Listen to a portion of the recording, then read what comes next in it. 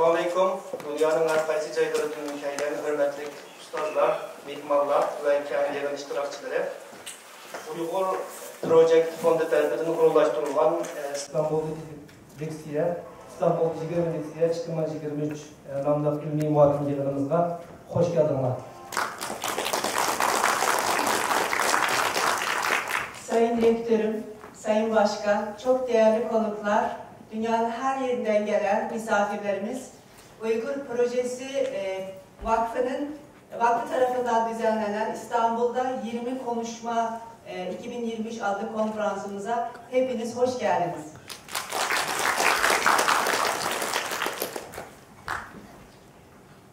Mimarlar bizimki programımız, ana yurtumuz Şarkı Türkistan'ınki ve ikinci vatanımız Türkiye Cumhuriyeti'ninki milli marşları bilen başlandı. Hemen vardık istiklal marşlarımız için hürmetli duruşma çağırdım. Konferansımız ana yurdumuz Doğu Türkistan'ın ve ikinci vatanımız Türkiye'mizin milli marşlarıyla başlayacaktır. Hepinizi istiklal marşlarımız için saygı duruşuna davet ediyorum.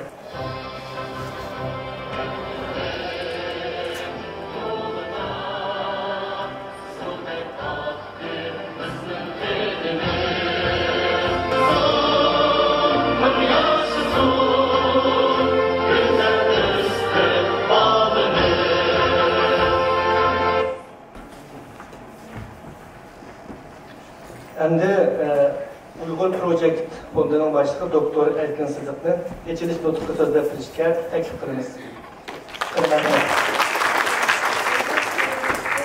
Uygur Projesi Vakfı'nın başkanı Sayın Doktor Erkin Sıdık Beyefendi açılış konuşmalarını yapmak üzere kürsüye davet ediyoruz. Buyurun. Assalamu alaikum aziz qarindoshlar. İstanbul'da 20 Diksiye Paleti'ye mana hoş geldinler. 2017 yıldan keyin Uyghur vatani ve milleti nayeti ağır yo'qotishga duch keldi. Bu ahvol hammamizni nayeti qattiq azobladi. Hammamiz nayeti qiyin tanlashga duch keldik. Bundaki qanday yashaymiz? Uyghur ziyolarining millatga muvofiq bilimlarni berish va millatni to'g'ri yetaklash majburiyati bor. Uyghur Project Fondi bilan Uyghur Mashal Gruppasi İstanbul'da 20 Diksiye faoliyati qilganligimizni 2022 yilda 12 oyda e'lon qilib, shu yo'lda tayyorlik qildik. Biz cho'ng jihatdan tuandagidek savollarni chiqardik. Uyg'urlar hozir duch kelgan masala va hislar nima? Ularning sabablari nima? Ularni hal qilishning chora-tadbirlari nima? 45 kishi 50 parcha maqola yo'lladi. Ulardan 37 kishining 40 parcha maqolasi bu qadimki faoliyatga ulgurdi va baholashdan o'tdi. 21 kishi bu qadimki faoliyatda leksiya so'zlaydi. Bu maqola va leksiyalar hozir chet elda yashayotgan ziyolilarning bilimlarining yig'indisi bo'lib, u ziyolilarning aqliy kuchining namoyandasi bo'lib hisoblanadi. Bu faoliyatning vujudga chiqishiga nurg'un qarindoshlar to'p qo'shdi. Maqola va leksiya tartibi maqola topshirgan tartib bo'yicha bo'ldi. Mana askartib qo'ymoqchi. Nima kun tartib qarasanlarmi 10 kishiniki tartibi bor. Endi kitobdami maqola 40 parcha maqola bor. Buni menga kelgan maqolalarning tartibi bo'yicha kiritdik. Shunga qandaqdir uni maqolalarniki muhimlik darajasiga yoki ism familiyasiga deb qo'yib qolganlar. Menga qachon maqola kelgan bo'lsa shu bilan buni. Buni askartib qo'ydim. Bu qadimki bu faoliyatda rol o'ynagan nurg'un qarindoshlarimiz bor. Bunu tashkil etuvchi Uyghur Project Fondi, undan boshqa Uyghur Project Fondi va Mashal Uyghur Gruppasidan 7 kishi baholash gruppasida xizmat qildi. Kecha kunduz kelgan maqolalarni ko'rib, yolg'iz uniki mazmunlar emas, ba'zi hollarda uniki qurilmasini butunlay o'zgartirish to'g'riliq takliflarni berib, mazmun jihatdan taklif berib, qattiq ishladi. Iqtisodiy yordam qarorlari bor. Uniki birisi, uniki yaqin do'stim Abdujalil Turan kardeşimiz Teknik Makalım Uyghur'un neşriyatiniki iqtisodiyot yordam qildi. Ondan keyin Kaliforniya, Shimoliy Kaliforniya Uyghur jamoatimi yordam qildi. Ondan keyin shaxslardan yordam qilganlar bor. Amalli bir kitob oldimlar, bu kitobni bostirishga Yevropadan bir kardeşimiz bütün uniki yaqin chiqib berdi. Undan boshqa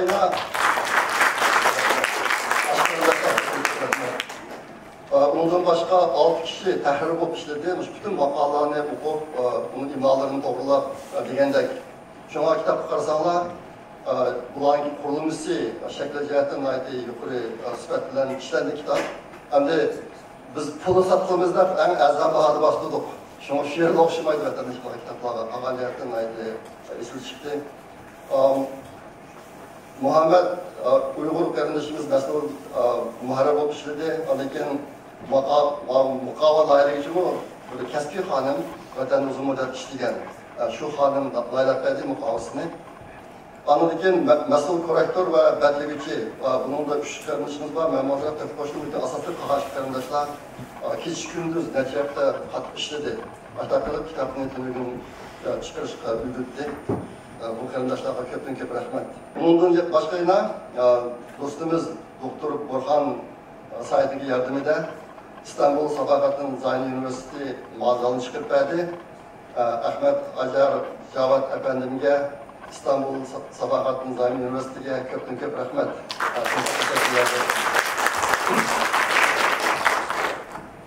Uyghur Project Fondu 2019 yılı 6. ayda kurulgan. Məşəl Uyghur Grupusu ondan çıxışı kurulgan 2017 yılı vətəndə çoğun zulüm başlanğandan keyin biz niş qalayımızda.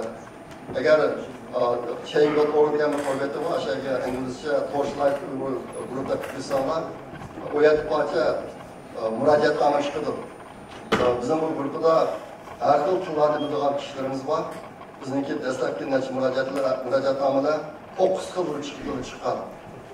Bunun ichida Xitoy tajovuzchining qarshilini ko'pincha deb atagan bu müracaatnoma var. Biz pek aldı başlagan bu atalg'ularni.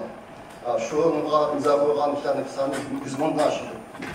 Bunu dışarı takan ki 2019 yılı Uyghur Project Fondu'nu tutup, bununki nişanı Uyghur dili, medeniyeti ve ibadetini asasındaki Uyghur milli kimliğini çetel salak kılış. Hazır vatan afanın bilisinden vatanda işlerimiz kalmadı. Uygurluk ait neslimiz kalmadı. Şuna bunu çetelde kolak kılış, odak kılış bizimki zımız uçuştu, şuna başka qanchalik qilsa chetlarda qilaylik deb bu o'ylanib qurgan nurg'un ishlarni qildik. Buniki xosir bor. Bu qatimki faoliyat shu biz qog'ozlarniki bir qismi endi. Bu qatim kitobni o'rgatib boshlaysa kelgan qardoshlar hamasiga birdan kitobni sovg'a qildik. Aniki ma videoni bu naqaydan evatida hozir. Xudoyim bilsa buni Urafat markaziniki YouTube kanalıga leksiya, video leksiyasi ko'paymiz. Tarixda har bir leksiya bir dars bo'ladi. 60 ko'paymiz. Ama kitaptaki PDF nüshasini, kitap nüshasini mu? To'g'ri kitap sonini hamma qo'ydingiz. Yaşadığım deb ağız bo'ladi. Ben 1978 yılı 1. ayda Şinjan Üniversitesi'ne kirgan. Bizni 77. yıl o'quvchilar deb ataydi. 77. yılı bo'lgan, lekin u yili imtihon kechib ketib, 78 yil 1. ayda o'qish boshladik. Bir yil Xitoy tilini bilib bo'lgandan keyin men meniki bir yurtda savodishim bor, Ahmet Niyaz deb ikkimiz o'zimizning ingliz tilini o'rganishni boshladik. Shu chog'da Şinjan Üniversitesi ingliz tili fakultetida chiqayotgan yurtdosh muallimiz Ekin Alishevning ustoz tutib, ikkimiz shu ingliz tilini o'rganish boshlagan 78 yil. Ben şu başlagancha davomlashtirdim hozircha. Hozirgi meni qatnashim shuni davomi. Ben bu da şu ishni boshlagan Ahmet Niyaz savodishim bir necha yil oldin kelib ketdi. Bu qatim İstanbulga kelishdan burun bakki jiddiy bo'lib ketdim men. Bizning idoraning kishilari oxir ekan. Unutmay bir narsa qo'shib ketganim deklaratsiyalar qilib milliard dollarlik teleskopni deklaratsiyalar qilib 19'da şunu değerli alsam, etsim onu ben. Lekin nereden ki oğlum xat geldi, şevat altında. Babam bir saatini alıp kitap geldi. Lekin arasında apay, benden 6 yaş çoğundu. Biz zemimiz bu alanını kitimiz. Mali istagi misal şekilde deformatmen, tünübün bizdeki yerimizde bağ kişiler, yani gidip karışma kitimiz. Bazılarının hayatı kaderlik bulurdu. Bazılarınki uncalar olmaydı.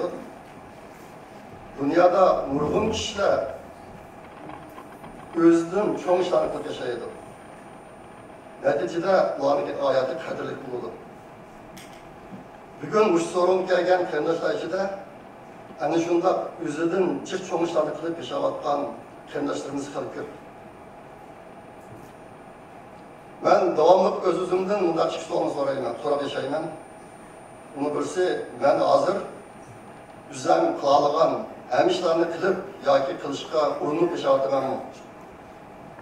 Bunun ikincisi, eğer ben ertesi bu dünyadan ayrılsam, kişilerin iside ben doğrulup qanday ishlar qiladi.